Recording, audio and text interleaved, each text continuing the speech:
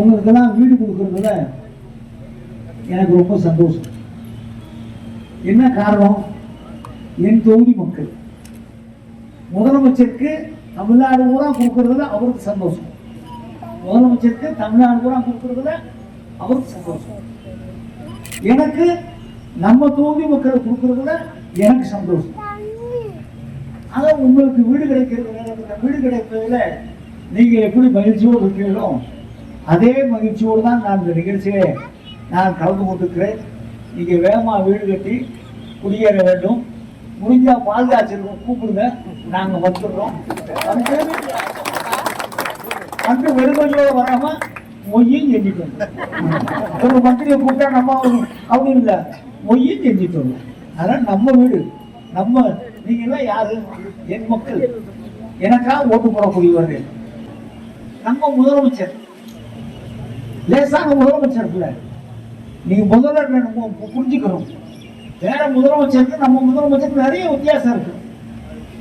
கலைஞர் எதையெல்லாம் நினைச்சாரோ அதையெல்லாம் செய்கிற முதலமைச்சராக நம்ம முதலமைச்சர் இருக்கார். 2000 வருஷத்துல முதல்ல வந்து கிராமங்கள்ல வந்து நத்தம்புறம்போக்கு வீடு கொடுத்தாரு, பட்டா கொடுத்தாரு. கலைஞர் வந்து 2000 வருஷத்துல கிராமங்கள் நத்தம்புறம்போக்கு குடியிருப்பவர்களுக்கு பட்டா வழங்க வேண்டும் சொல்லி முதல்ல பட்டா கொடுத்தது கலைஞர்.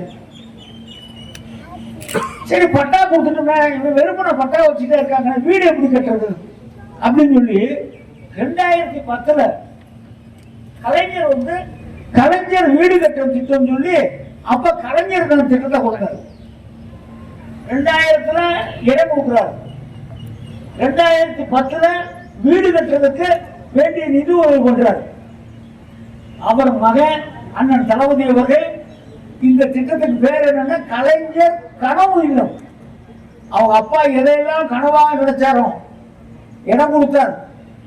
வீடு கட்டுறதுக்கு 2010 வீடு கட்டுறதுக்கு பார்த்தாரு.